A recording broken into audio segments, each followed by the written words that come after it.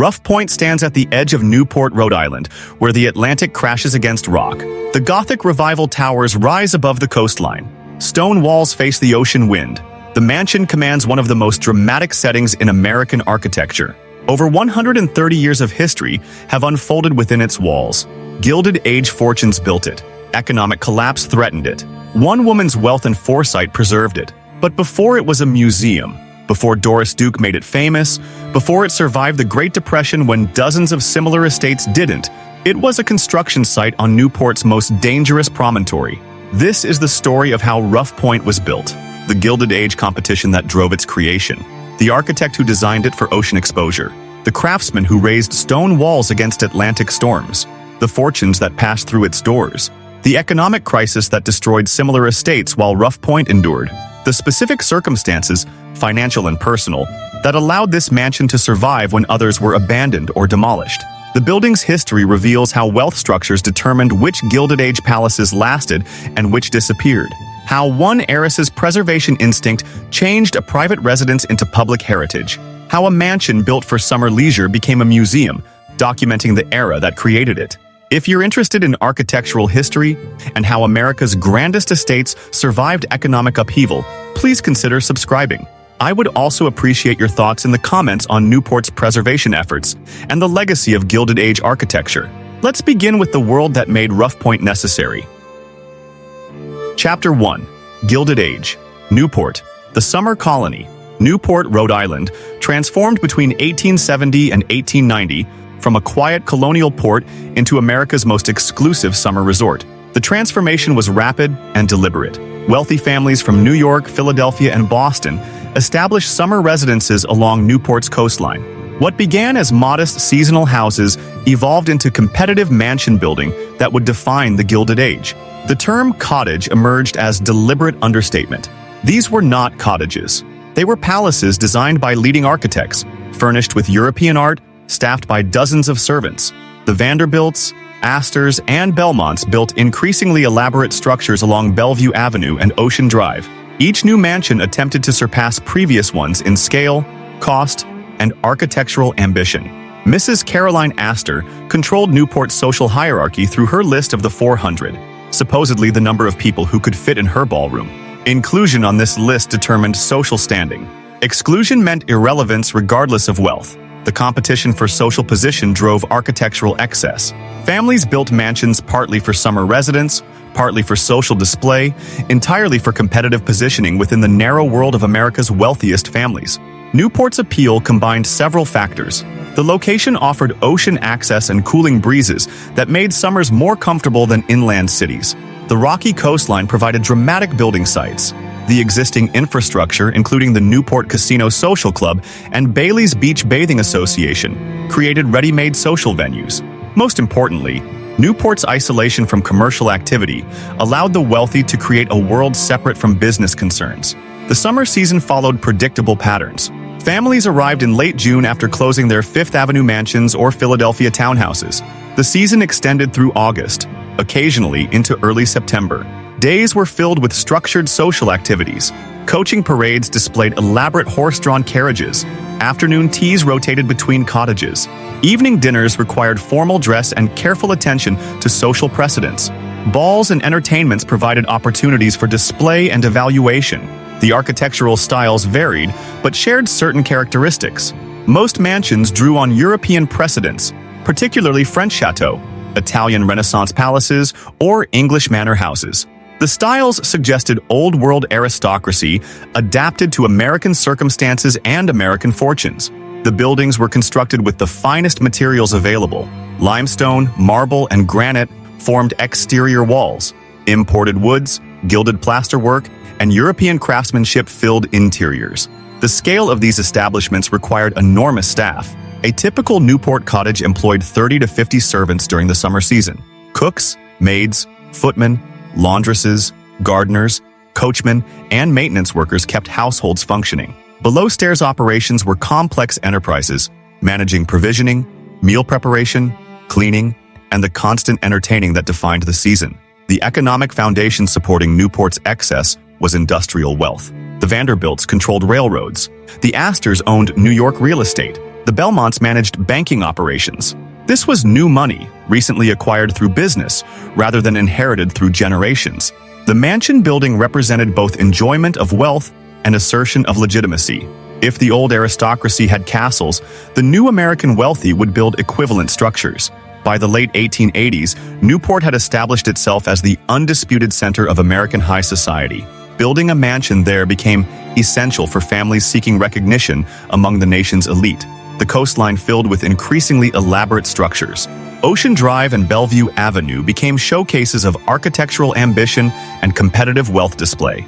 The rocky promontory called Rough Point, jutting into the Atlantic at the southern end of Ocean Drive, remained undeveloped longer than other prime sites. The exposure to ocean storms made building difficult. The foundation work would be challenging. The maintenance costs would be high. But the location offered unmatched ocean views and dramatic setting. For the right buyer with sufficient resources and architectural ambition, Rough Point represented the ultimate Newport building site. Chapter 2. Frederick Vanderbilt's Vision. Building on Rough Point. Frederick William Vanderbilt decided to build at Rough Point in 1887. He was among the wealthiest men in America, though less publicly visible than some family members. Frederick was grandson of Commodore Cornelius Vanderbilt, whose shipping and railroad empire created the family fortune. Frederick's inheritance and continued railroad investments provided income sufficient to build and maintain multiple estates. Frederick differed from his brother Cornelius Vanderbilt II, who built the Breakers, Newport's most famous cottage. Where Cornelius sought social prominence and entertaining on grand scale, Frederick preferred quieter luxury and more private enjoyment of his wealth. His choice of the Rough Point site reflected this preference. The location was dramatic but isolated. The promontory extended into the Atlantic, separated from neighboring properties by distance and terrain. The Rough Point site presented significant challenges. The rocky promontory rose directly from the ocean. Waves crashed against the rocks during storms. The elevation provided dramatic views but exposed any structure to full force of Atlantic weather. Salt spray, ocean winds, and storm surge would constantly attack whatever building rose there. The foundation work would require blasting and leveling rock. The construction logistics would be complicated by the isolated location. Frederick hired the Boston architectural firm Peabody and Stearns to design the mansion. The firm had established reputation for large-scale residential work and understood structural requirements for difficult sites. Robert Swain Peabody and John Goddard Stearns Jr. brought both architectural sophistication and engineering expertise to the commission.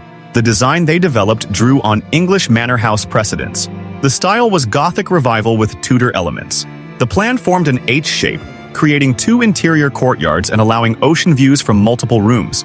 The design emphasized horizontal lines despite the vertical elements of turrets and chimneys. The building would appear to spread across the promontory rather than rise dramatically from it. The exterior material would be rough-cut granite. The stone choice was practical and aesthetic. Granite could withstand ocean exposure better than softer stones. The rough texture would minimize visible salt accumulation. The gray color would harmonize with the rocky coastline. The visual effect would suggest permanence and strength appropriate to the challenging site. The floor plan balanced public entertaining spaces with private family quarters. The ground floor contained the major public rooms. A great hall provided central circulation space. Drawing rooms, library, and dining room opened from the hall, allowing flow between spaces during entertainments. Service areas occupied the rear of the ground floor, connected by service stairs and passages to below-grade kitchen and storage areas. The upper floors contained bedrooms and private sitting rooms. Frederick and his wife Louise would occupy the primary suite overlooking the ocean. Guest rooms filled the remaining upper floor space. The layout could accommodate substantial house parties while maintaining privacy for family members when desired. Servant quarters occupied the top floor under the roof, separated from family spaces but accessible through service stairs. The design incorporated technological advances available in the late 1880s. Central heating would use hot water or steam radiators rather than relying entirely on fireplaces. Gas lighting would illuminate rooms, supplemented by candles for dining and special occasions. Indoor plumbing would serve bathrooms on multiple floors. These systems required substantial infrastructure, mechanical rooms, pipe chases, and careful integration with the architectural design. The window placement reflected both aesthetic and practical considerations. Large windows on the ocean-facing sides would capture views and light. The placement followed regular patterns, creating visual rhythm on the exterior. But the windows also had to withstand storm conditions. The design specified heavy frames, quality glass, and protective shutters that could be closed during severe weather. The estimated cost for construction was approximately $150,000, a substantial sum representing about $5 million in current values. The budget covered building construction but not furnishing or landscaping. Frederick's total investment in the property would ultimately exceed twice the construction estimate. The architectural drawings were completed by early 1887. The site preparation could begin as soon as weather permitted.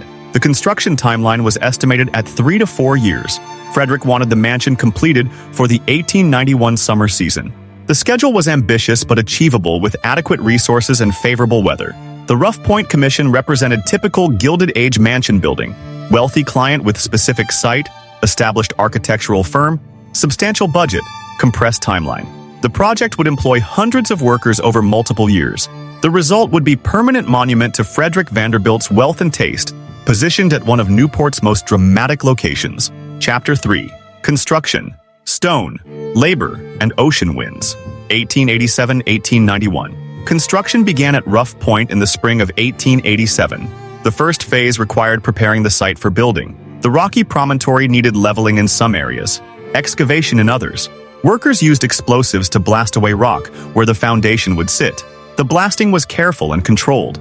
Too much force could fracture the underlying rock structure. Too little would leave inadequate excavation depth. The workforce assembled for the project came primarily from the pool of skilled craftsmen working on other Newport construction. Stone masons, many of Irish or Italian origin, had come to Newport specifically for the mansion building boom. Carpenters, most with European training, found steady employment as the cottages rose along Bellevue Avenue and Ocean Drive. The labor market in Newport during the 1880s and 90s was robust, though seasonal. The foundation work took most of the first construction season. Workers excavated to bedrock in areas where soil overlay the stone. The foundation walls were built directly on the rock where possible, providing the most stable base. The foundation construction used local stone for the portions that would be below grade. The visible portions of the foundation walls used the same granite specified for the exterior walls. The granite came from quarries in Westerly, Rhode Island, approximately 35 miles from Newport. Westerly granite was known for quality, durability, and attractive gray color. The quarrying operation extracted blocks in rough dimensions specified by the architects. The blocks were transported by rail to Newport, then by wagon to the Rough Point site. Each block weighed hundreds of pounds. Moving them required careful coordination and substantial physical labor. Stone cutters worked at the building site, finishing the granite blocks to precise dimensions. The cutting was skilled work requiring years of training. Workers used hammers, chisels, and saws to shape the rough blocks. The outer face of each block required relatively smooth finishing. The sides that would be concealed in the wall could remain rougher. Each block had to fit precisely with adjacent stones. The tolerances were measured in fractions of inches. The wall construction proceeded in courses, each layer of stone spanning the building's perimeter before the next layer began. Masons set each block carefully, checking level and alignment constantly. Mortar bonded the stones together. The mortar composition was carefully formulated to withstand the ocean environment. Standard lime mortar would deteriorate rapidly under salt exposure. The mixture used at Rough Point included additives intended to improve durability. The work proceeded regardless of season, though productivity varied with weather. Summer construction progressed steadily. Workers could maintain good pace in favorable conditions. Winter work was more difficult. Cold temperatures affected mortar curing. Snow and ice made the site dangerous. High winds off the ocean made working at height treacherous. The construction schedule accounted for weather delays, building extra time into the timeline. The building rose slowly through 1888 and 1889. The exterior walls reached full height in sections, allowing roofing work to begin while masonry continued in other areas. The roof structure used heavy timber framing. The roof covering was slate, chosen for durability and fire resistance. The slate came from quarries in Vermont, transported to Newport by the same rail and wagon systems that delivered other materials. Interior work began as sections of the building became weather-tight. Carpenters built floor systems, installed interior wall framing, and constructed the elaborate woodwork specified in the architectural plans. The wood used in the principal rooms was primarily oak, chosen for appearance and durability. Service areas used simpler pine construction. The wood was milled to specification, delivered to the site, and fitted by skilled carpenters. The Great Hall required particular attention. The space extended through 2 stories with an elaborate hammer beam ceiling structure visible from below. The ceiling work was complex carpentry requiring both structural understanding and aesthetic execution. The hammer beams were primarily decorative, but they had to appear structural. The visual effect suggested medieval English halls, adapted to American scale and construction methods. Plastering the interior walls proceeded floor by floor after the carpentry work was substantially complete. Skilled plasterers applied multiple coats, building up smooth surfaces on walls and ceilings. The decorative plasterwork in principal rooms required additional craftsmanship. Moldings, cornices, and ornamental elements were formed in place or cast separately and installed. This work was time-consuming and required dry conditions for proper curing. The mechanical systems were installed concurrent with the interior finishing work. Plumbers ran pipes for the hot water heating system and for the bathrooms. Gas fitters installed piping for the lighting system.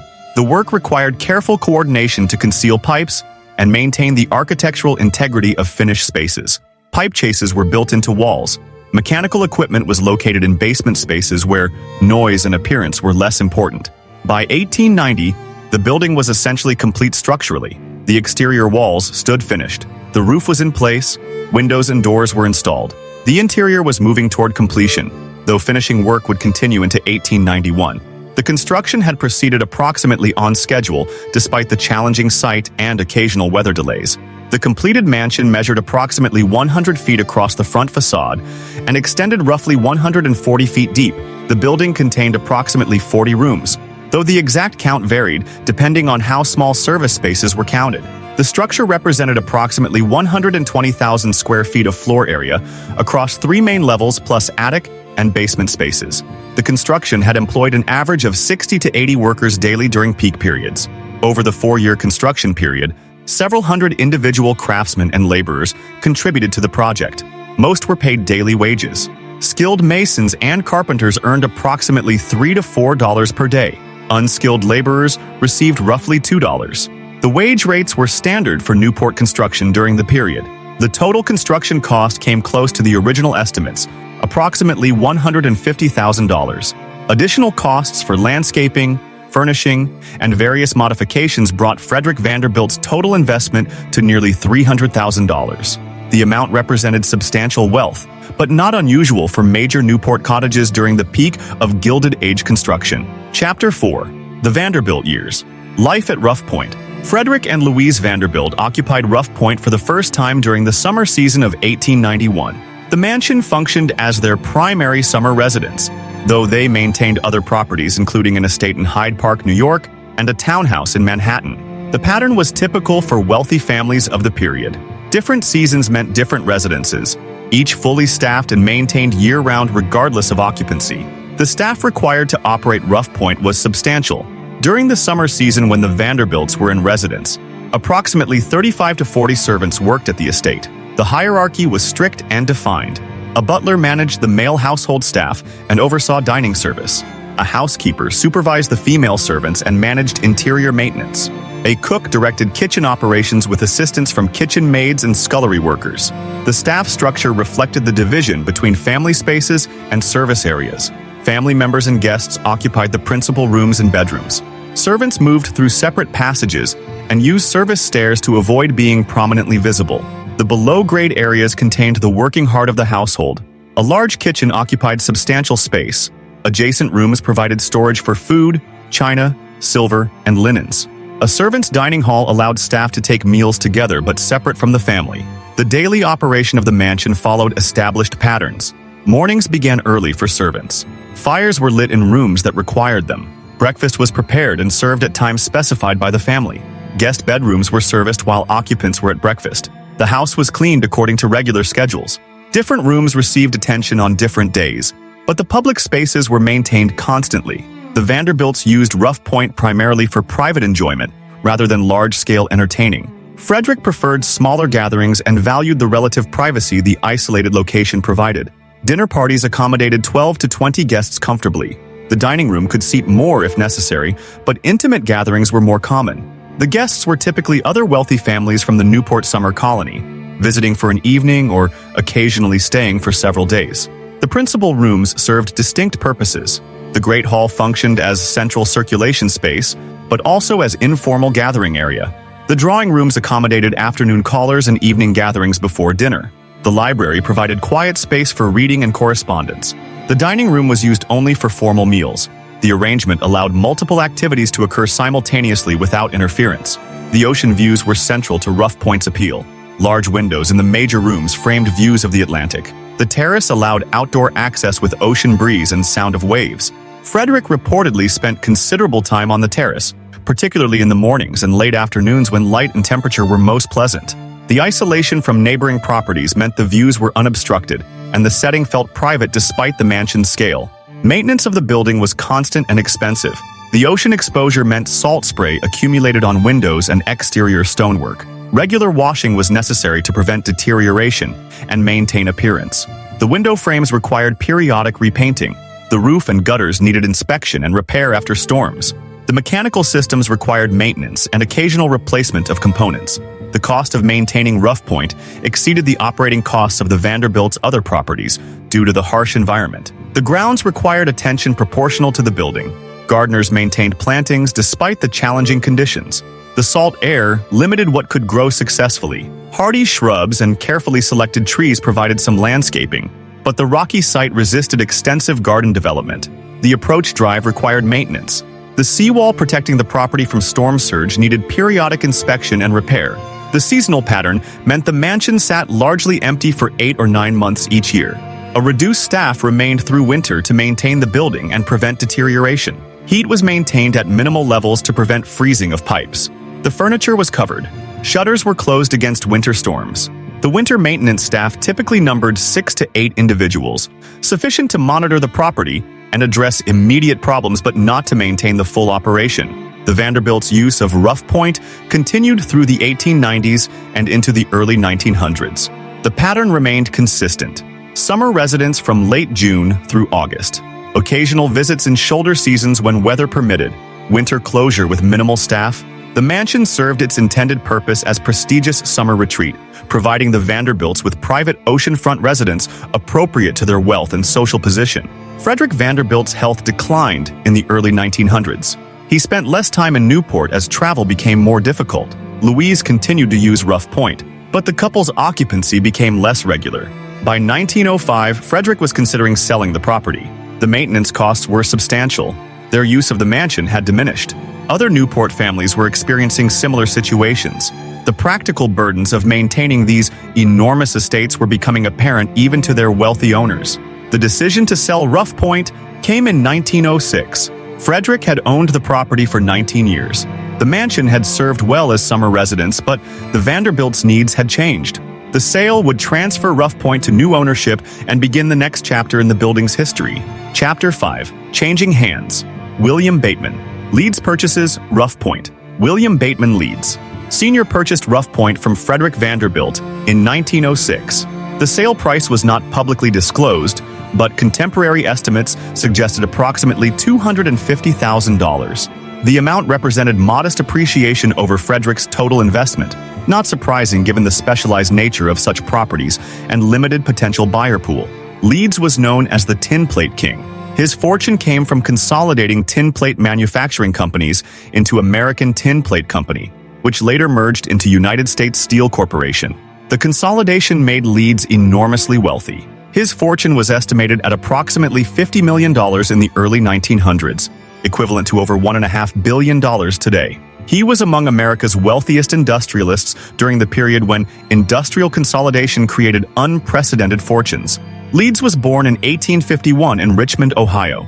He began his career in manufacturing, working his way up through management positions before identifying opportunities in tin plate production.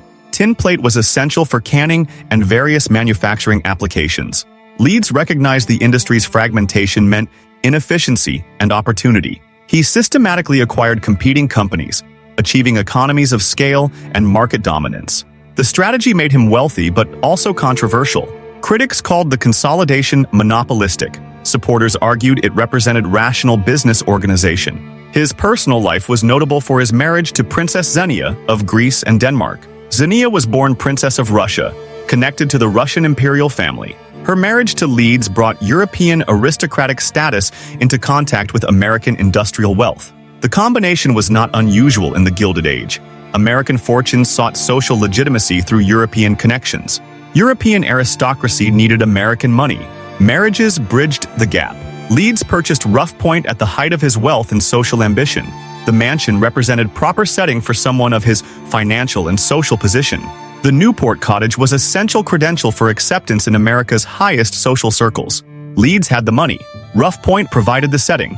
Princess Xenia brought the social connections. Together, they could claim position in the exclusive summer colony.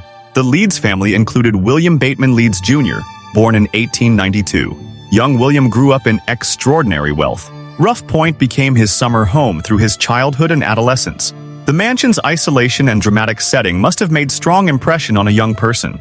The ocean, the rocks, the sense of being at the edge of the continent all contributed to Rough Point's distinctive character. Leeds made some modifications to Rough Point after purchasing it. The changes were not dramatic alterations but refinements reflecting his family's preferences and contemporary styles. Some interior rooms were redecorated. Furnishings were updated. The mechanical systems received upgrades as technology improved.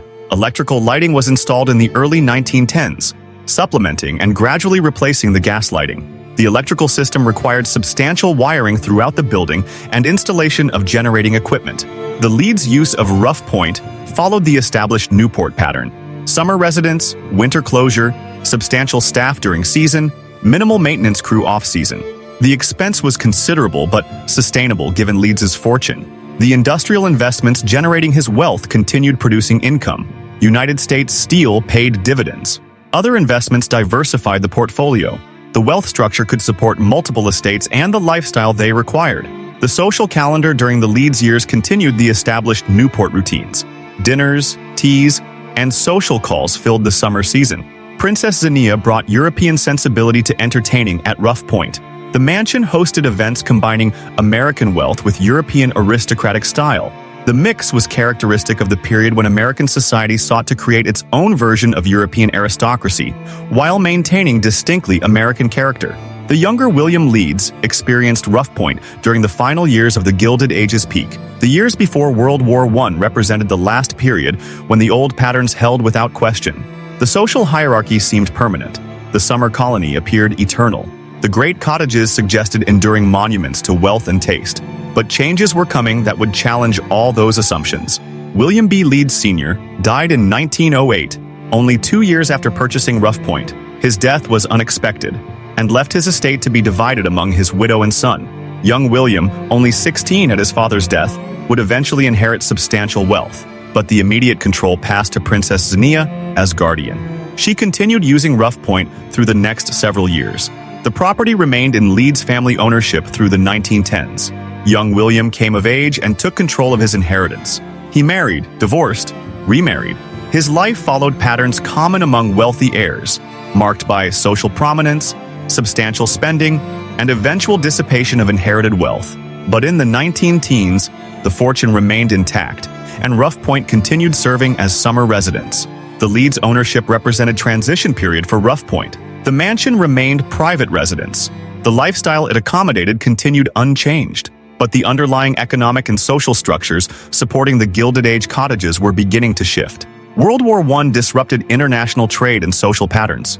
The income tax, established in 1913, began affecting how wealth accumulated and transferred across generations.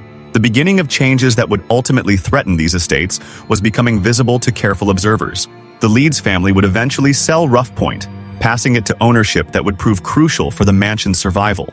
But in the mid-19-teens, that sale remained years future. Rough Point stood as magnificent summer cottage, one among dozens along Newport's coastline, all apparently permanent fixtures of American high society. Chapter 6. James Buchanan. Duke, Tobacco Fortune and New Money. James Buchanan. Duke purchased Rough Point from the Leeds family in 1922. The sale price was reportedly $450,000, reflecting both inflation since the Vanderbilt era and improvements made during Leeds' ownership. Duke was among the wealthiest men in America when he acquired the Newport property. His fortune derived from tobacco and electric power, two industries he had dominated through aggressive business practices and strategic consolidation. Duke was born in 1856 in North Carolina. His father, Washington. Duke operated a small tobacco farm and processing operation. James worked in the family business from childhood, learning both tobacco cultivation and the emerging manufactured tobacco industry. He recognized that cigarettes, still uncommon in the 1870s, represented the future of tobacco consumption. He invested in mechanization, purchasing bond-sack rolling machines that could produce cigarettes far faster than hand rolling. The mechanization gave Duke competitive advantage. His American Tobacco Company, founded in 1890, consolidated previously independent tobacco companies into a dominant trust. The consolidation strategy was similar to what occurred in steel, oil, and other industries during the period. Duke acquired competitors, achieved economies of scale, and controlled pricing. By 1911, when antitrust action forced American Tobacco to break into separate companies, Duke had built an enormous fortune estimated at approximately $60 million. Duke diversified beyond tobacco into electric power generation. He founded Duke Power Company in 1904, focusing initially on textile mill power in North Carolina. The company expanded rapidly, building hydroelectric dams and establishing electric utility monopoly across the Carolinas. The power company proved even more valuable than tobacco long-term. Electric utilities generated steady income from captive customer bases. The business model was recession-resistant. Demand for electricity continued growing regardless of economic conditions. Duke's wealth in the 1920s was among the largest in America. His holdings included tobacco company stocks from the antitrust breakup, Duke Power Company, which he controlled, substantial real estate, and diversified investments. The fortune was structured for stability and income generation rather than speculation. This structure would prove crucial during the economic crisis approaching, but not yet visible when Duke purchased Rough Point. Duke's personal life centered on his only child, Doris Duke, born in 1912. Doris was James Duke's daughter from his second marriage to Nanaline Holt Inman, a widow from Atlanta society. James was 56 when Doris was born. His age and his only child status would shape their relationship and ultimately affect how his fortune transferred after his death. The purchase of Rough Point represented Duke's arrival into established old money society. Duke was new money, recently acquired through business. The tobacco and power industries were seen as rough commercial enterprises. Newport society, despite its own industrial origins, maintained certain hierarchies. The Vanderbilts and Astors, wealthy for 2 or 3 generations, looked down on recent fortunes. Duke's purchase of a prominent Newport cottage was both practical acquisition and social statement. Duke made substantial modifications to Rough Point after purchase. The building was 30 years old and showing age despite ongoing maintenance. Duke commissioned updates to mechanical systems, replacement of worn materials, and modernization of various features. Electric service was upgraded. Additional bathrooms were installed. The kitchen received new equipment. The work was extensive and expensive, reportedly costing an additional $100,000. The Duke family's use of Rough Point fit into a portfolio of properties. Duke maintained a mansion in New York City at 78th Street and 5th Avenue. He owned Duke Farms, a vast estate in New Jersey covering approximately 2,300 acres. Rough Point became the summer residence, continuing the established seasonal pattern. Different properties served different seasons and purposes. Young Doris Duke experienced Rough Point from age 10 onward. The mansion was one of several spectacular settings defining her childhood. The ocean exposure, the dramatic rocks, the sense of being at the continent's edge, all formed powerful impressions. The wealth surrounding her was so vast as to seem normal. The estates, the staff, the lifestyle were simply how life was organized for people of her family's position. James Duke's health declined rapidly in the mid-1920s. He suffered from heart and circulatory problems. His physicians recommended rest and reduced business activity, but Duke found withdrawal from business difficult. He had built his fortune through personal involvement and direct control. Delegation was against his nature. The tension between health requirements and business habits contributed to his deteriorating condition. Duke died in October 1925 at his New York mansion. He was 68 years old. His death was not unexpected given his declining health, but the timing was abrupt.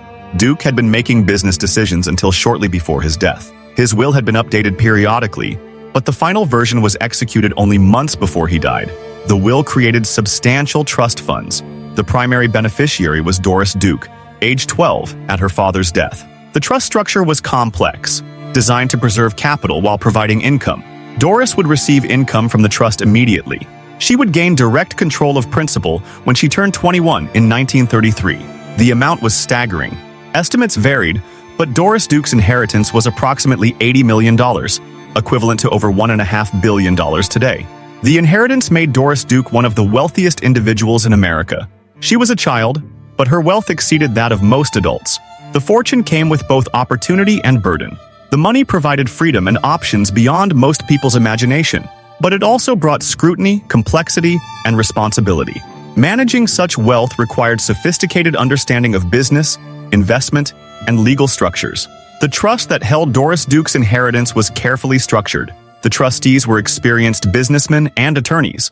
Their responsibility was preserving the capital and managing investments prudently. The structure protected the assets from both external claims and potentially unwise decisions by the young heiress.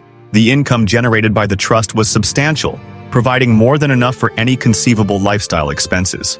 The Duke fortune's composition was crucial for what would follow. The wealth was not concentrated in stocks vulnerable to market crashes. Duke Power Company provided steady dividends from regulated utility operations.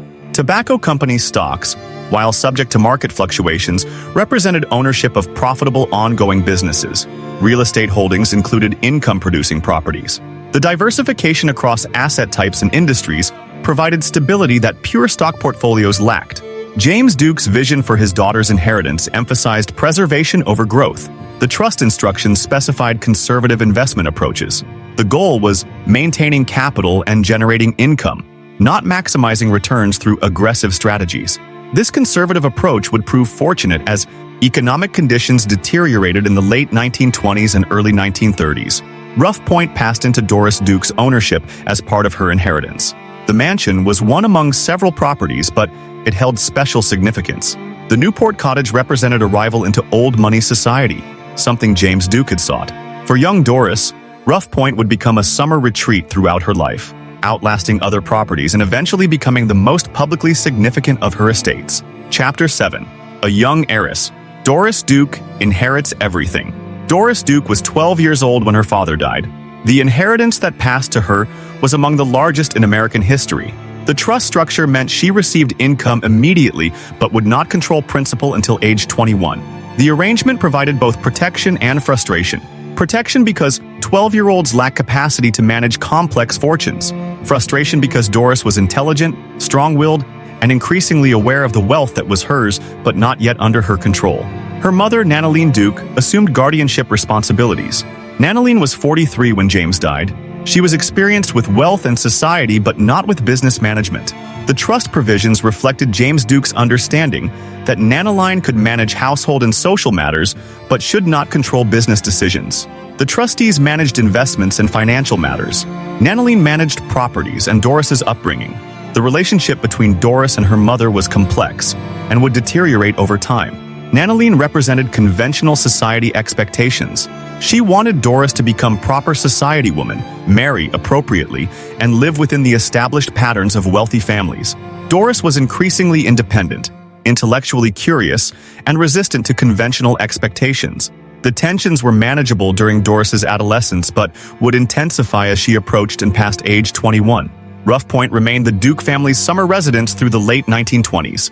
The mansion functioned as it had during James Duke's lifetime. Full staff during summer season, regular maintenance, social activities appropriate to Newport's summer colony. Doris spent summers there, participating in the activities expected of wealthy young women: tennis, swimming at Bailey's Beach, attending and hosting social events. The patterns were established and seemingly permanent. Doris's education was typical for wealthy girls of the period. Private tutors provided academic instruction. She attended Fermata School in South Carolina for several years. The education emphasized social skills and accomplishments expected in society women. Languages, music, and appropriate cultural knowledge received more attention than rigorous academic subjects. Doris reportedly found the conventional education limiting and sought additional learning on her own. The scale of Doris Duke's inheritance became clearer as she moved through adolescence.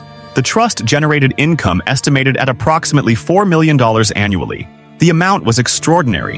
In the late 1920s, $4 million per year could support almost any imaginable lifestyle.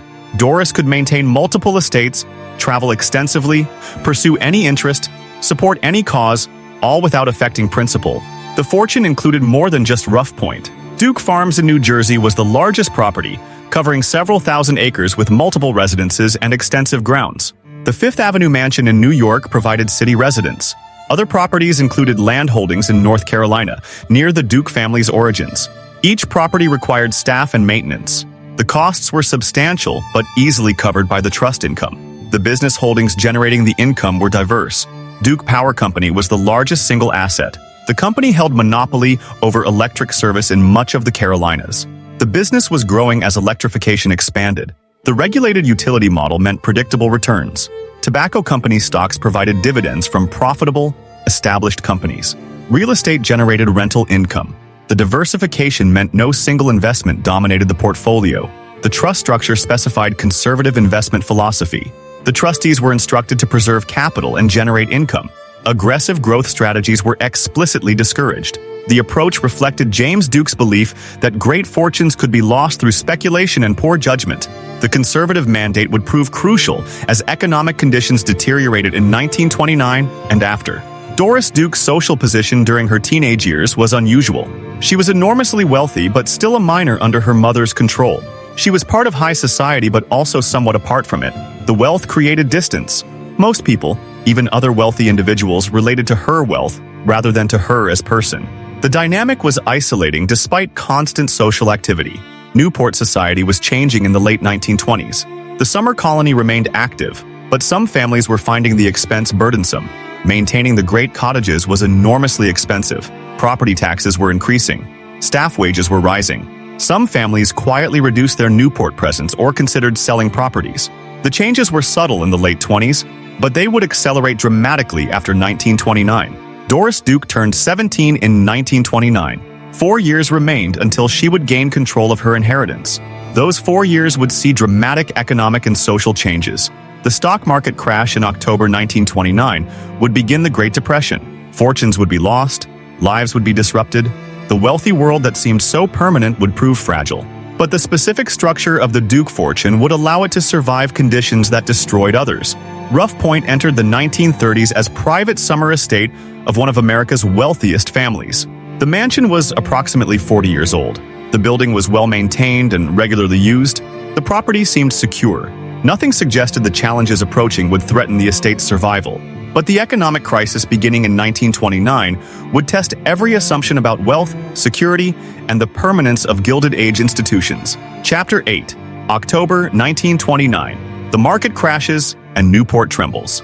The stock market collapsed beginning Thursday, October 24, 1929. The crash was not a single-day event, but cascading failure over several weeks.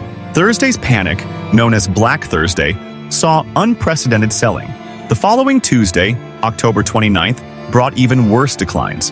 By mid-November, the market had lost approximately 40% of its value from September peaks. The losses continued through 1930 and into 1931. By the Depression's lowest point in 1932, stocks had declined approximately 89% from their 1929 highs. The immediate impact on Newport's summer colony was psychological before it became financial. Many wealthy families held substantial portions of their wealth in stocks. The paper losses were staggering. Fortunes that seemed secure evaporated in weeks. Some families lost everything. Others saw wealth reduced but not eliminated. The uncertainty was universal. Even families with diversified holdings faced questions about sustainability of their lifestyles. The practical implications emerged gradually through 1930 and 1931. Operating the great Newport cottages was enormously expensive. A mansion like Rough Point, The Breakers, or Marble House required annual operating budgets exceeding $100,000. The costs included staff salaries, maintenance, utilities, property taxes, and constant repairs. These expenses had been manageable when investment portfolios generated corresponding income. As dividend payments decreased or stopped, the mathematics changed. Some families responded by reducing staff. Full-season staffing of 30 to 50 servants might be cut to 20 or 25. The reductions saved money, but compromised the service levels that defined proper operation of these establishments. Other families reduced their time in Newport, perhaps 6 weeks instead of the full 10 or 12-week season. Shorter occupancy reduced some costs, but not the fundamental expense of maintaining the properties year-round. Property taxes became increasingly burdensome. Newport assessed taxes based on property values that reflected Gilded Age construction costs and pre-crash market conditions. The mansions had cost enormous sums to build. The assessments reflected those costs. But the Depression eliminated the market for such properties. Nobody was buying additional Newport cottages. Existing owners couldn't sell at any reasonable price. The families faced high tax assessments on properties that had become financial liabilities. Some estates were abandoned within 2 or 3 years of the crash. The families simply stopped paying taxes and walked away. The properties stood empty. Without heat, maintenance, or security, they deteriorated rapidly. Vandalism damaged some. Weather affected others. The grand mansions that had represented triumph of wealth and architectural ambition became embarrassing ruins, visible evidence of destroyed fortunes and changed circumstances. Specific examples illustrated the crisis. Ochre Point, a large estate near Rough Point, was abandoned in the early 1930s. The owner could no longer afford maintenance and taxes. The building stood empty for years before eventual demolition. Numerous other properties faced similar fates. The coastline that had been lined with occupied, maintained mansions began showing empty buildings with broken windows and overgrown grounds. The question facing every Newport cottage owner was fundamental. Could the family afford to keep the property? The calculation was brutal and simple. Annual costs versus available income. For families whose wealth derived primarily from stock portfolios, the income had disappeared or diminished dramatically. Maintaining the Newport cottage became impossible regardless of attachment to the property or social importance of Newport presence. The Depression affected different wealth structures differently. Fortunes based on stock portfolios suffered catastrophic losses. Wealthy families whose money came from investments saw their assets decline 80 or 90%. Even with substantial starting wealth, those losses created crisis. Maintaining multiple estates was suddenly impossible. Difficult choices about which properties to keep and which to abandon had to be made. Fortunes based on operating businesses rather than stock portfolios often fared better. If the business continued generating cash, the family maintained income. Business owners faced severe challenges during the Depression. Sales declined, profits disappeared. Many companies failed, but businesses that survived, particularly those providing essential goods or services, continued supporting their owners. Utility companies represented the most stable business model during the Depression. People needed electricity regardless of economic conditions. Demand might decline modestly, but it didn't collapse the way demand for luxury goods did. Regulated utilities could raise rates to maintain profits. The government regulatory structure actually provided stability. Companies had guaranteed service territories and assured returns on investment. Real estate holdings varied in performance. Commercial properties in declining cities lost value in tenants. But certain real estate categories proved resilient. Agricultural land continued producing crops. Strategically located residential properties maintained some value. Diversified real estate portfolios, while affected by depression conditions, didn't lose everything the way stock portfolios did.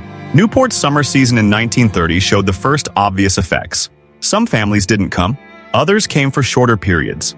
The social calendar had fewer events. Some traditional entertainments were quietly canceled. The atmosphere changed. The competitive display that had characterized the Gilded Age seemed inappropriate in the Depression context. Conspicuous consumption became embarrassing rather than admirable. The 1931 season saw accelerated decline. More families absent. More properties closed. The social infrastructure began failing. Bailey's Beach had fewer members. The casino hosted fewer events. The carriages and automobiles that had filled the streets in previous decades were less numerous. Newport began its transition from active summer colony to struggling community with many empty mansions. The wealthy families remaining in Newport faced questions about survival. Who could afford to maintain presence? Which families had sufficient wealth remaining to continue old patterns? The answers depended entirely on fortune structures. Families with diversified, income-generating assets could survive. Families dependent on stock portfolios could not. The difference meant some mansions would survive and others would be lost. Chapter 9. Diversified Wealth. Why the Duke fortune survived. The Duke fortune structure determined its survival through the Depression. Unlike wealth concentrated in stock portfolios, the Duke assets were diversified across multiple business types and investment categories. The diversification meant no single economic sector's collapse could destroy the fortune. Different holdings performed differently during economic crisis. Some declined. Others proved remarkably stable. The combination maintained income sufficient to support the Duke family's lifestyle, including Rough Point. Duke Power Company was the foundation of the fortune's Depression-era stability. The company held monopoly over electric service across much of the Carolinas. The business model was regulated utility. Duke Power generated electricity, primarily from hydroelectric dams, and sold it to residential, commercial, and industrial customers. The regulatory structure guaranteed the company's ability to charge rates sufficient to earn reasonable returns. Electric demand proved resilient during the Depression. Industrial consumption declined as factories reduced operations or closed, but residential demand remained relatively stable. People needed lighting, heating, and power for appliances regardless of economic conditions. The overall demand for electricity decreased modestly but never collapsed. Duke Power's revenues declined approximately 15 to 20% from peak to trough. That decline was manageable compared to the 89% stock market drop. The regulated utility model provided additional stability. State regulatory commissions controlled rates, but also protected the utility's profitability. If costs increased or demand decreased, Duke Power could request rate increases. The regulatory process typically approved increases that maintained company profits. This mechanism meant Duke Power could adapt to Depression conditions without facing business failure. Duke Power continued paying dividends throughout the Depression. The payments were reduced from peak levels but never eliminated. Shareholders, including the Duke family trusts, received consistent income. The income might have been 30 or 40% below 1929 levels, but it remained substantial. For a fortune measured in tens of millions of dollars, even reduced dividend income meant several $million annually. The tobacco holdings provided additional income stability. The Duke fortune included substantial shares in tobacco companies created by the 1911 breakup of American Tobacco Company. These companies, including American Tobacco, Liggett & Myers, and R.J. Reynolds, were profitable businesses with strong brands and established customer bases. Cigarette consumption actually increased during the Depression. Smoking was affordable vice for stressed population. The tobacco companies maintained sales and profitability. The tobacco stocks fluctuated with overall market conditions but never became worthless. The companies paid dividends throughout the Depression, though at reduced rates. The combination of utility and tobacco income meant the Duke Trust received steady cash flow. The amounts decreased from 1920s peaks but remained sufficient for substantial lifestyle expenses. Real estate holdings added another income layer. The Duke properties included agricultural land in the Carolinas and investment properties in various cities. Agricultural land continued producing crops. Tenant farmers might struggle, but the land retained value and productivity. Urban investment properties faced higher vacancy rates and lower rents, but well-located properties maintained some income. The real estate portfolio's value declined, but the properties weren't sold at Depression prices. They remained in the portfolio, generating reduced but positive cash flow. The trust structure itself provided protection. James Duke's will had created trusts, rather than leaving assets directly to Doris. The trustees were instructed to preserve capital and manage conservatively. This mandate meant avoiding speculation and maintaining diversification. The trustees could not have prevented losses during the Depression, but the conservative approach minimized damage. The portfolio never became concentrated in declining sectors or speculative positions. The contrast with purely stock-based fortunes was stark. Families whose wealth consisted primarily of stock portfolios saw those portfolios lose 80 to 90% of value. A fortune of $50 million in 1929 might be worth $5 million by 1932. $5 million remained substantial wealth, but the income generated at Depression-era returns might be only $200,000 annually. That amount couldn't support multiple estates with full staffing. Difficult choices about which properties to maintain became necessary. The Duke fortune, while affected by Depression conditions, never faced that level of loss.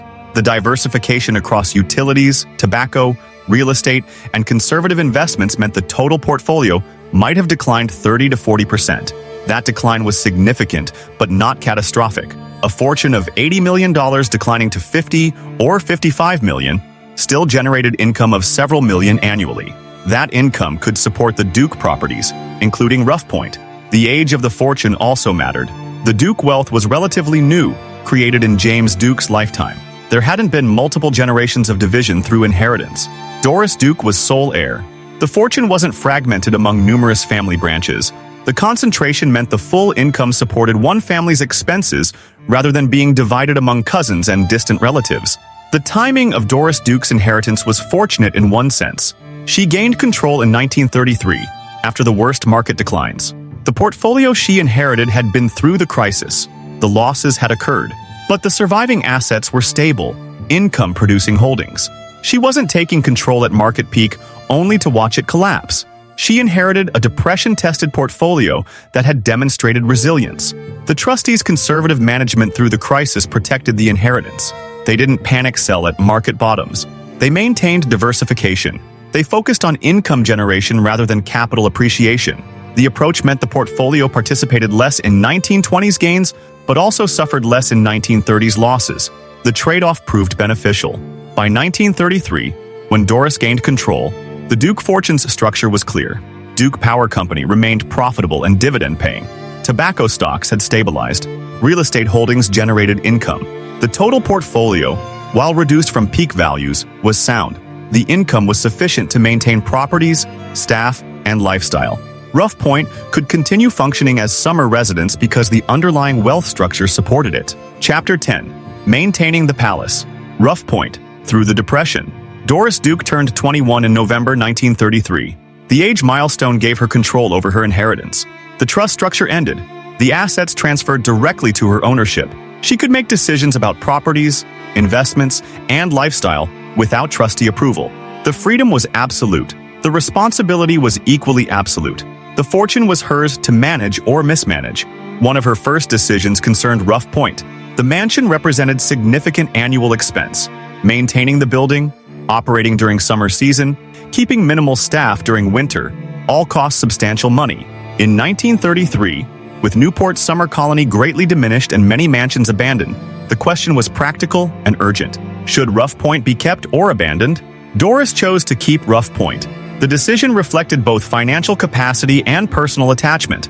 The financial capacity existed because the Duke fortune remained intact despite depression conditions. The income was sufficient to maintain multiple properties. Rough Point's costs, while substantial, were manageable within the available budget. The personal attachment came from childhood associations and aesthetic appreciation. Doris had spent summers at Rough Point since age 10. The ocean setting, the architecture, the sense of place all held meaning. The decision to maintain Rough Point required active management. The building needed constant attention. Ocean exposure meant accelerated deterioration of materials. Salt spray corroded metal. Wind drove rain into any opening. Storms damaged roofs and broke windows. The maintenance schedule was demanding. Without constant attention, the building would deteriorate rapidly like the abandoned estates visible elsewhere in Newport. The staff structure was adjusted for depression conditions.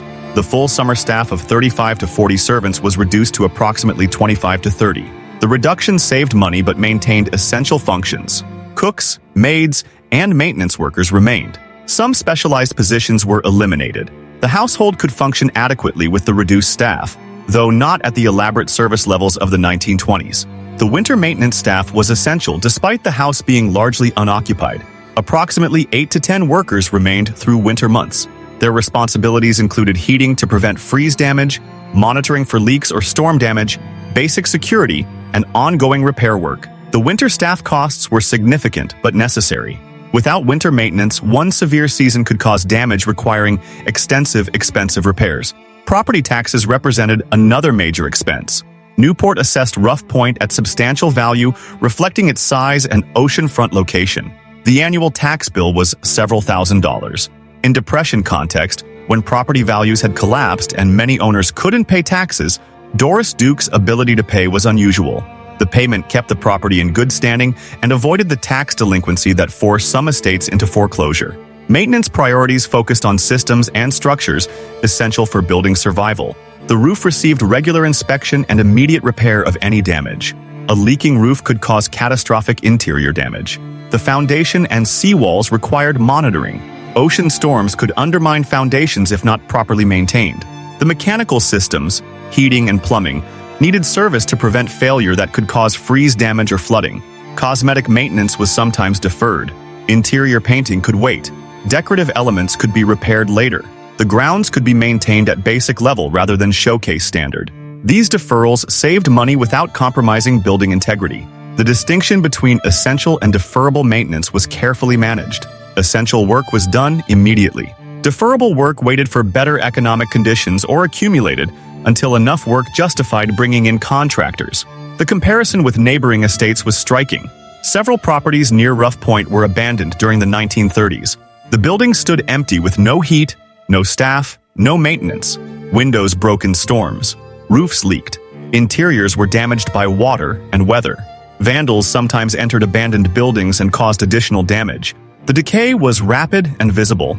Within 5 years, an abandoned mansion could deteriorate from pristine condition to near ruin. Rough Point's survival wasn't predetermined. It required continuing financial commitment. Doris Duke had to choose to maintain the property and to allocate the necessary funds. She had to hire and manage staff. She had to ensure maintenance work was completed. The decisions weren't dramatic or heroic. They were steady, consistent choices to keep the building functional and preserved. The social context in Newport changed dramatically during the Depression. The summer colony that had numbered hundreds of wealthy families shrank to dozens. Many families simply stopped coming. The social calendar collapsed. The competitive entertaining and elaborate parties that had defined the Gilded Age disappeared. The remaining families maintained presence, but in more modest fashion. The transformation from Gilded Age excess to Depression-era austerity was complete by mid-1930s. Doris Duke's use of Rough Point during the Depression years was intermittent. She traveled extensively, pursuing interests in art, music, and international culture. Some summers she spent little time in Newport. Other years she resided at Rough Point for extended periods. The pattern was less predictable than the established summer season routine of earlier decades. But whether she was in residence or absent, the maintenance continued. The building was kept ready for use. The decision to maintain Rough Point cost Doris Duke approximately $60,000 to $80,000 annually during the Depression years. The amount represented significant expense, but was a manageable fraction of her income. The choice demonstrated both financial capacity and personal priority. Rough Point mattered enough to justify the expense. Other families facing similar decisions often concluded their Newport cottages weren't worth the cost. Properties were abandoned not because families had no money, but because maintaining the estates wasn't justified by their use or value. By the late 1930s, Rough Point stood as survivor. The building was maintained, the staff were employed, the property taxes were paid. When World War II brought renewed prosperity and different social patterns, Rough Point was positioned to continue, rather than being among the deteriorated or demolished estates. The survival wasn't luck, it was result of specific economic circumstances, the Duke fortunes structure, and Doris Duke's decision to prioritize the property's preservation. Chapter 11. Doris Duke's Rough Point: Art, Isolation, and Tragedy. Doris Duke's relationship with Rough Point evolved through the 1940s and beyond. The mansion was never her primary residence but served as important retreat and showcase for her art collections. Duke developed serious interest in Islamic and Southeast Asian art during travels in the 1930s and 40s. Rough Point became repository for portions of these collections, alongside European furniture and decorative arts inherited from her parents. The 1940s renovations focused on modernizing systems and adapting spaces for art display. Duke hired designers and craftsmen to update interiors while respecting the original architecture. Some rooms were reconfigured to accommodate large art pieces. Lighting was improved for both functional and display purposes. Climate control systems were enhanced to protect art from ocean humidity. The work was extensive and expensive, continuing the pattern of substantial ongoing investment in the property. Duke's entertaining at Rough Point differed from traditional Newport patterns. She hosted musicians and artists alongside society figures. The guest list reflected her interests more than social obligation. Dinners might include classical musicians, art dealers, and scholars alongside conventional society figures. The mix was unusual for Newport, but characteristic of Duke's independent approach to social conventions. The isolation of Rough Point's location appealed to Duke increasingly as she aged. The promontory setting provided privacy. The ocean created natural barrier. The distance from neighboring properties meant activities at Rough Point weren't visible to casual observers. For someone whose wealth and personal life attracted constant attention, the privacy was valuable and rare. Duke's personal life included 2 marriages, both ending in divorce. Her first marriage to James Cromwell in 1935 lasted 7 years. The second marriage to Porfirio Rubirosa in 1947 lasted 13 months. Both relationships were troubled and widely covered by press. After the second divorce, Duke largely avoided serious romantic relationships. The publicity and complications wealth created in personal relationships led her toward increasing isolation and guardedness. Security concerns grew through the 1950s and 60s. Duke's wealth made her potential kidnapping target. Threats were received periodically. Security measures at all Duke properties were enhanced. At Rough Point, gates were installed or reinforced. Staff were trained to monitor visitors. The mansion, that had been relatively open during the Gilded Age, became fortress-like in protective measures. The changes reflected both Duke's personal concerns and legitimate security threats facing wealthy public figures. The most significant tragedy at Rough Point occurred in October 1966. Eduardo Tirella, an interior decorator working with Duke on renovations, died in an accident involving Duke's car at Rough Point's gates. Tirella was standing outside the car when it lurched forward, pinning him against the gate and causing fatal injuries. Duke was driving. The circumstances were investigated. Duke claimed mechanical failure caused the car to move unexpectedly. Skeptics questioned whether the accident was truly accidental. The investigation was inconclusive. No criminal charges were filed. The incident was ruled accidental death, but questions persisted. Some believed Duke deliberately ran Tirella down during an argument. Others accepted the mechanical failure explanation. The ambiguity was never resolved. Duke rarely spoke about the incident publicly. Tirella's family settled civil claims quietly. The tragedy remained a controversial element of Duke's biography and Rough Point's history. The incident affected Duke's relationship with Newport and Rough Point. She continued using the property, but perhaps with different associations. The gates where Tirella died remained, visible reminder of the tragedy. Duke's reputation suffered. Questions about the incident never completely disappeared. The combination of enormous wealth, personal isolation, and controversial death created narrative that followed Duke for remainder of her life. Despite the tragedy, Duke continued investing in Rough Point through the 1970s and 80s. The building received ongoing maintenance and periodic renovations.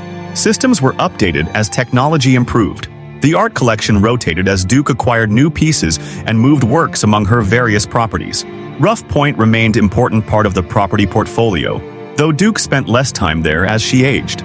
Duke's other residences included Shangri-La in Hawaii, completed in 1938 and reflecting her deep interest in Islamic architecture and art. Duke Farms in New Jersey remained in family ownership and underwent various modifications. The New York townhouse was eventually sold. Rough Point persisted as summer residence and art repository, its role defined by Duke's changing needs and interests over decades. The ocean continued its assault on the building through all these years. The constant exposure meant permanent maintenance program. Stone needed repointing. Metal fixtures required replacement due to corrosion. Windows and doors needed periodic renewal. The roof demanded regular inspection and repair. Without constant attention, the ocean would have destroyed the building. The maintenance costs remained substantial, but Duke continued paying them year after year.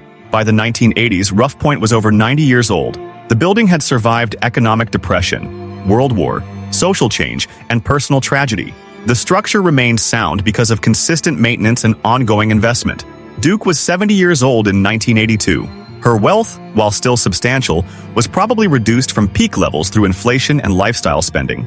But the fortune remained sufficient to maintain the properties, including Rough Point. Duke's isolation increased in her later years. She lived primarily in Hawaii, with periodic residence at other properties. Her social circle shrank. Health issues limited activities. The enormous wealth that had defined her entire life seemed increasingly burden rather than blessing. The properties required constant management. The staff needed supervision. The art collections demanded security and care. The complexity of managing the fortune and properties was exhausting. Yet Duke began planning for what would happen to her estates after her death. The planning would ultimately save Rough Point from abandonment or demolition. Duke's recognition that proper preservation required institutional structure and endowment funding would determine the mansion's fate in the decades after her death. Chapter 12. Preservation. Instinct. Duke's plans for Rough Point's future. Doris Duke developed serious interest in historic preservation beginning in the 1960s. Her preservation work in Newport became extensive and systematic, ultimately saving more colonial-era buildings than any other private preservation effort in American history. The work demonstrated Duke's capacity for long-term thinking and willingness to commit resources to causes she valued beyond personal benefit. The Newport Restoration Foundation was established by Duke in 1968. The organization's mission was acquiring, restoring, and preserving colonial-era houses in Newport's historic neighborhoods. These were not grand mansions but working-class and middle-class dwellings from the 18th century. Many were deteriorated or threatened with demolition. The buildings had historical significance but no economic value in conventional real estate terms. Duke funded the foundation generously. Over subsequent decades, Newport Restoration Foundation acquired and restored over 80 colonial houses. The buildings were restored to historical accuracy, then rented to tenants at modest rates. The rental income provided ongoing maintenance funding. The approach was innovative and sustainable. The foundation preserved significant historical architecture while creating functional, affordable housing. The preservation work revealed Duke's thinking about built heritage. Buildings had value beyond their immediate utility. Historical structures connected present to past. Preservation served public benefit even when the public didn't directly access the buildings. The philosophy would eventually extend to Rough Point, though the challenges were different from colonial houses. Duke's will and estate planning evolved through the 1980s and early 1990s. She worked with attorneys to structure bequests reflecting her various interests. The Doris Duke Charitable Foundation would receive majority of her estate to support causes including performing arts, environmental conservation, medical research, and child welfare. Specific properties received specific provisions. Rough Point's future was addressed carefully in the planning. Duke could have directed the property be sold after her death. The proceeds would have funded charitable work, but selling Rough Point meant the building's future was uncertain. New owners might maintain it or might not. The building could be demolished or radically altered. The historical and architectural significance could be lost. Duke specified instead that Rough Point should pass to Newport Restoration Foundation with endowment funding for maintenance and operation. The foundation would open the mansion as museum. The public would have access to see both the architecture and the art collections Duke had assembled there. The arrangement ensured preservation while serving educational purpose. The decision to make Rough Point a museum wasn't purely altruistic. Duke wanted her taste and judgment validated through public display. She wanted the art collections preserved and viewed. She wanted her name associated with significant cultural institution. The motivations were complex, mixing genuine preservation commitment with personal ego. But regardless of motivation, the result would be buildings preservation. The comparison with other Newport cottages illustrated Duke's foresight. Many Gilded Age mansions faced uncertain futures. The Preservation Society of Newport County had acquired several properties, including the Breakers and Marble House, operating them as museums. But other estates were sold to institutions or individuals with mixed results. Some became schools or museums. Others were demolished. Still others languished as white elephants. Too expensive to maintain, but too significant to demolish. Duke's explicit provision for endowment funding distinguished her approach. Creating a museum wasn't sufficient. Without income stream for ongoing operations, museums failed. Building maintenance, staff salaries, utilities, insurance, all required annual funding. Admission revenue might cover a fraction of costs, but endowment income was essential for sustainability. The Newport Restoration Foundation was logical recipient for Rough Point. The organization had proven capacity to manage historical properties. The foundation understood preservation challenges and sustainable operations. The institutional structure would outlast any individual's commitment. The foundation could operate Rough Point indefinitely if properly funded. Duke's death in October 1993 began the transition process. She was 80 years old. The estate was complex, valued at approximately $1.2 billion. The Doris Duke Charitable Foundation received the bulk. Specific bequests directed funds to various causes and individuals. Rough Point passed to Newport Restoration Foundation with instructions to open it as museum and with endowment providing operational funding. The endowment amount for Rough Point was not publicly disclosed in detail. Estimates suggested $10 to $15 million specifically for the mansion's operations. The amount was substantial but not unlimited. The funding would generate income through investment returns. That income would cover annual operating costs. But the costs had to be managed carefully. Spending beyond endowment income would eventually deplete the principal and threaten long-term sustainability. The legal process of transferring the property took several years. Duke's will was contested. Various parties challenged specific provisions. The litigation delayed asset transfers. But by the late 1990s, Rough Point's transfer to Newport Restoration Foundation was complete. The endowment was established. The foundation could begin planning the transformation from private residence to public museum. Duke's preservation instinct, developed through decades of Newport Restoration Foundation work, had saved Rough Point. Without her explicit provisions, the building's future would have been uncertain. The mansion could have been sold and potentially demolished or drastically altered. The art collections could have been dispersed. The historical significance could have been lost. Instead, Duke's planning ensured the building would be preserved and would serve public educational purpose. The decision reflected Duke's complicated legacy. She was extremely wealthy, isolated, and controversial figure.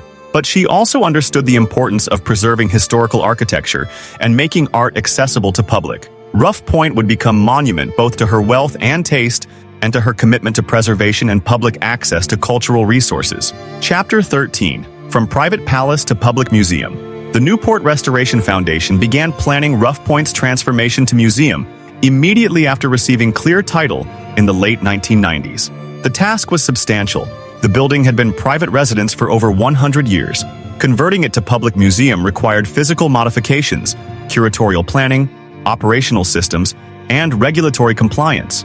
The work would take several years and substantial portion of the endowment. Physical preparations began with comprehensive building assessment. Architects and engineers evaluated structural condition, mechanical systems, and code compliance issues. The building was sound after decades of consistent maintenance, but opening to public required modifications. Fire safety systems needed upgrading. Accessibility for disabled visitors required consideration. Security systems had to protect both building and collections while allowing public access. The curatorial decisions shaped visitor experience. Should Rough Point be interpreted as Doris Duke's residence, showing how she lived? Or should it emphasize the building's architectural significance and history, or focus on the art collections? The foundation chose hybrid approach. The mansion would be presented largely as Duke left it, showing her taste and lifestyle. But interpretation would also address the building's architectural history and the broader context of Gilded Age Newport. Certain rooms required careful consideration. The bedrooms remained furnished as Duke used them. Personal items, clothing, and private correspondence were removed. But furniture, art, and decorative objects stayed. The effect was house-frozen in time, showing wealthy lifestyle without intruding on private details. The public rooms emphasized architectural features and art collections. Interpretation focused on the building, the objects, and the historical context. Security requirements shaped access patterns. Visitors would follow defined routes through the building. Certain areas would remain closed. Staff would supervise tours to prevent theft or damage. Security cameras would monitor spaces. The measures were necessary but created tension with desire for visitors to experience the house authentically. The balance between protection and access required careful consideration. Conservation work addressed items needing repair or stabilization. Textiles were cleaned and stabilized. Furniture received conservation treatment. Artworks were examined and conserved if necessary. The work was expensive and time-consuming, but without proper conservation, the collections would deteriorate. The investment protected the objects and ensured they could be displayed safely for decades. Staff hiring and training proceeded parallel to physical preparations. Museum operations required director, curators, educators, security staff, maintenance workers, and administrative support. The staffing levels would be roughly 15 to 20 full-time positions, plus seasonal guides for busy summer months. The staff costs represented major portion of annual operating budget. The endowment income had to cover these salaries while leaving funds for building maintenance and programming. The interpretation strategy emphasized accuracy and context. Docents received training in architectural history, Gilded Age social history, art history, and Doris Duke's biography. The tours would present multiple perspectives. The building represented architectural achievement. It demonstrated wealthy lifestyle. It showed Duke's particular taste and interests. It illustrated broader patterns of American wealth and social change. The complexity enriched interpretation but required sophisticated delivery. Marketing and outreach prepared the public for the museum opening. Newport already had significant tourism infrastructure. The Preservation Society's mansions drew hundreds of thousands of visitors annually. Rough Point would join that established museum corridor. But Rough Point also offered something distinct. The building remained largely as last occupied. The intimate scale and personal character distinguished it from the more formal museums at the Breakers or Marble House. The museum opened to the public in May 2000. The opening received regional and some national press attention. The coverage emphasized the rare opportunity to see Doris Duke's personal residence. The art collections drew particular attention. Duke had assembled significant holdings in French furniture, Islamic art, and European decorative arts. The quality was museum level. Presenting these collections in the mansion setting where Duke displayed them added context and interest. The initial visitor response was positive. The summer 2000 season attracted approximately 25,000 visitors. The number was substantial but manageable. The house could accommodate tour groups without feeling overcrowded. The visitor experience emphasized intimate encounter with the building and collections rather than mass tourism.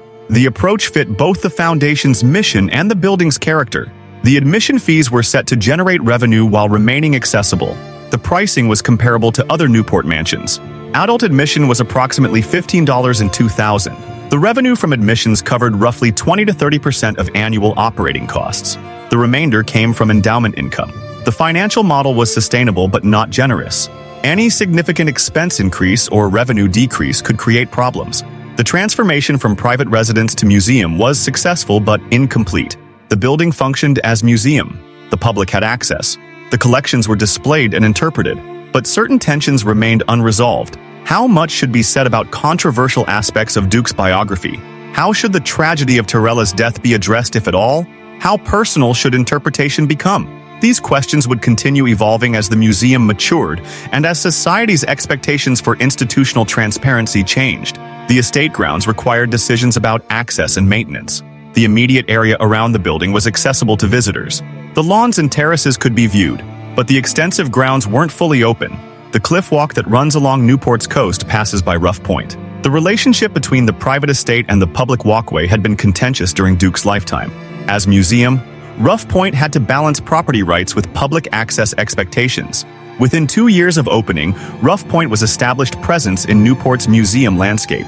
The visitor numbers stabilized around 25 to 30,000 annually. The operational systems functioned adequately. The staff developed expertise in managing the property and delivering programs.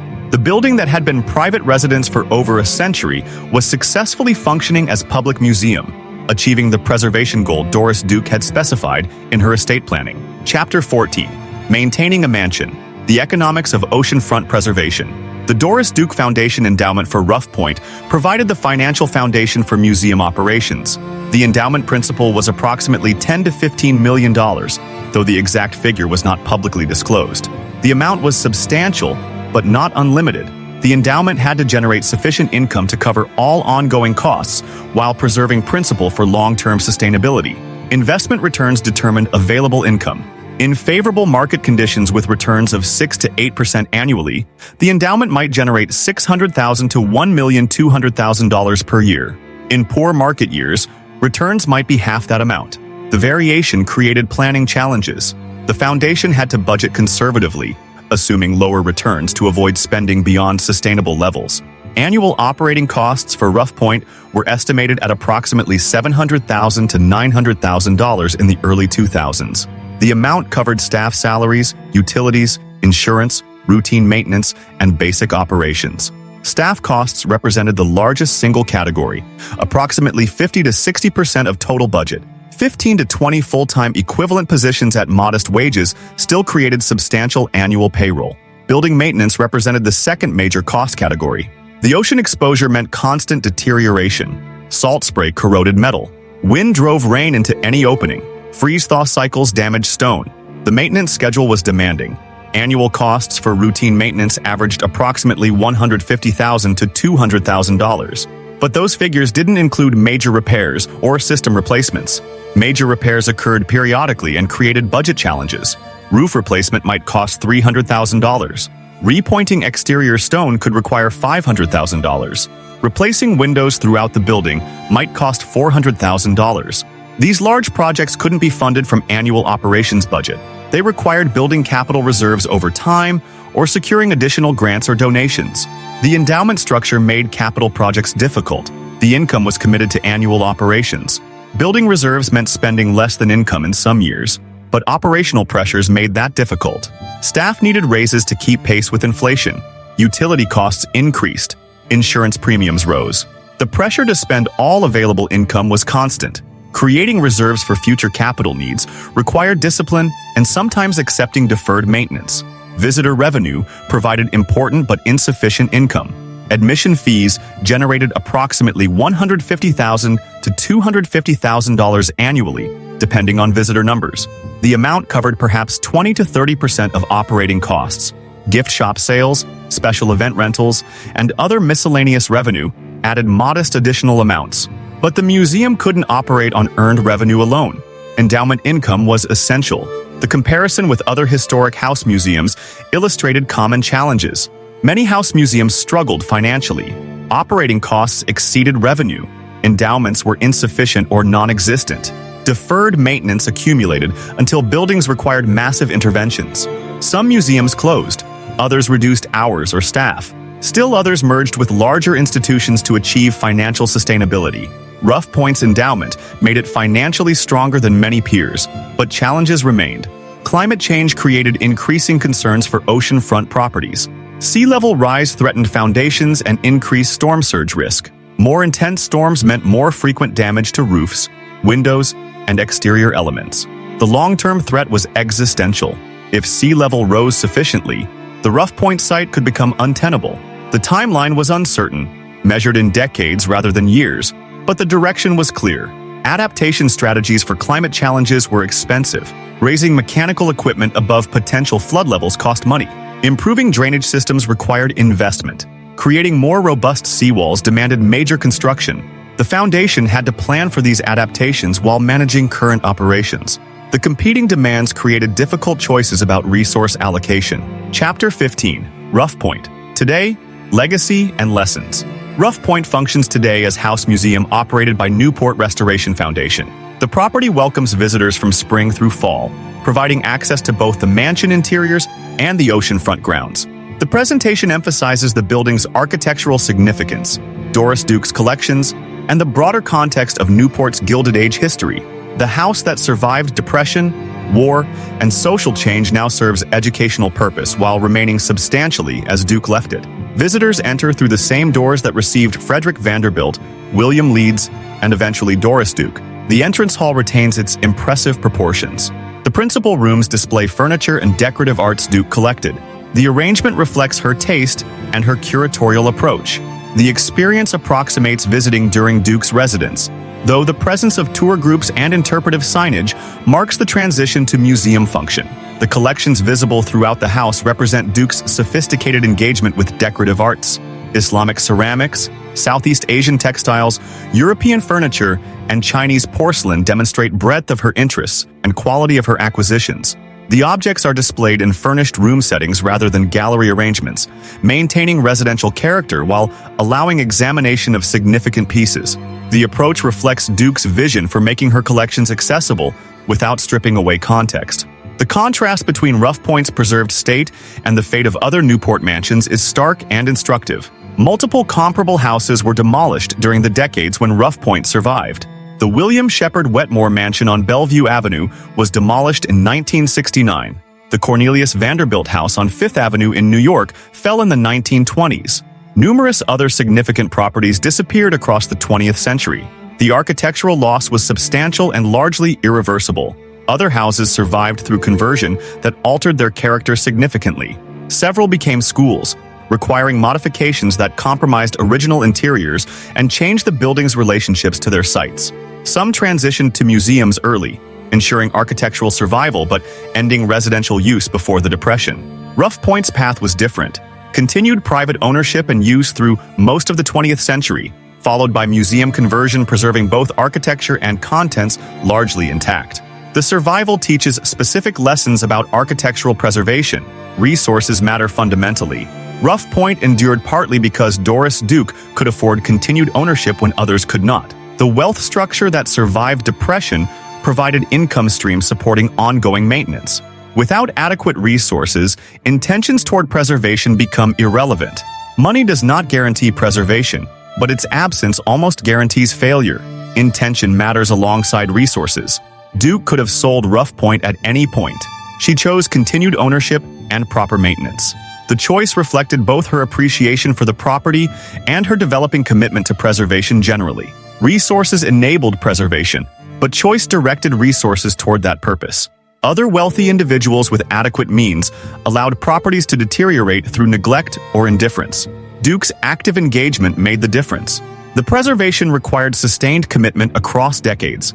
Rough Point's survival was not single decision but accumulated choices to maintain properly, to update systems carefully, to respect architectural character while ensuring function. The decades of appropriate stewardship determined the building's condition when transition to museum occurred.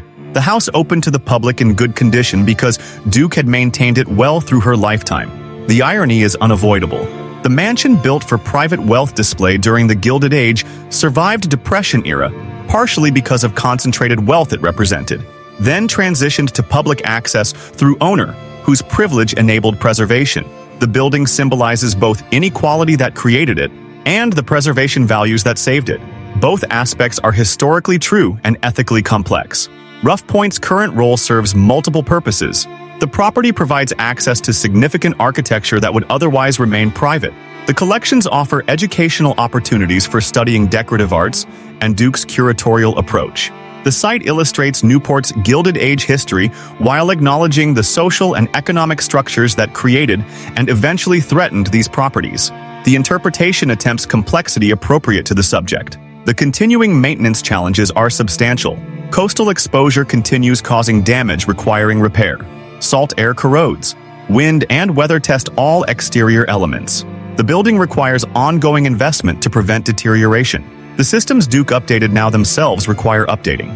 The furniture and collections need conservation.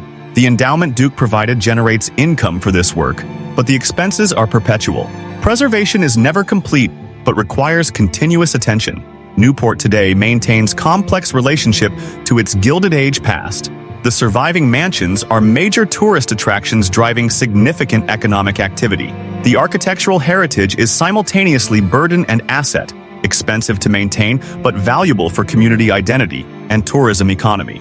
Rough Point participates in this dynamic, serving preservation and educational functions while requiring substantial resources for operation. The broader preservation movement in Newport continues work. Duke supported. Newport Restoration Foundation maintains numerous historic properties beyond Rough Point. Other organizations protect different aspects of architectural heritage. The collective effort preserved more of Newport's historic fabric than seemed likely during the darkest Depression years. The city that appeared headed for comprehensive architectural loss retained significant heritage through sustained preservation work. Rough Point stands as an example of successful preservation arising from specific circumstances. The building survived economic catastrophe, social change, and decades of use to reach museum status in good condition. The survival required adequate resources, appropriate wealth structure, fortunate timing, and eventually committed ownership focused on preservation.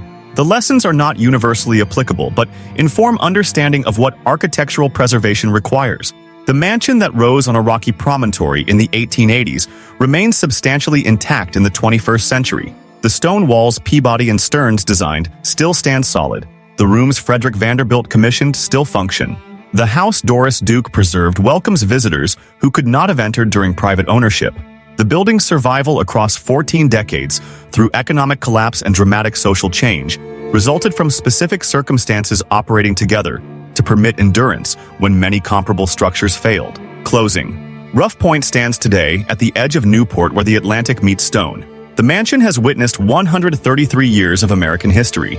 Gilded Age fortunes built it. Economic collapse tested it. One woman's preservation instinct saved it. The building survived when similar estates didn't because of specific circumstances. The Duke fortune structure, diversified across utilities, tobacco, and real estate, proved resilient through depression when stock portfolios collapsed. Doris Duke's financial capacity and personal commitment maintained the property through decades when others were abandoned.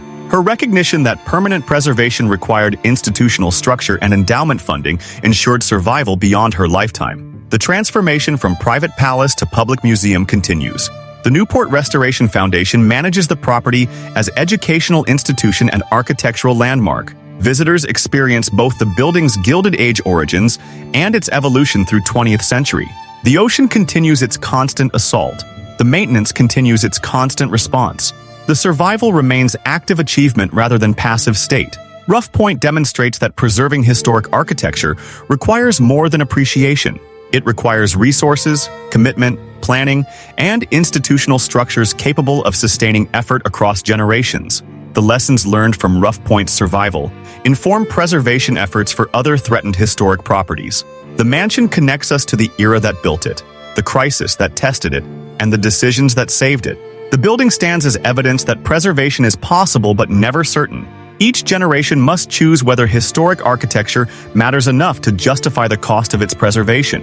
If you found this exploration of Rough Point's survival valuable, please consider subscribing for more documentaries about American architectural history and the forces that preserve or destroy our built heritage. Thank you for watching.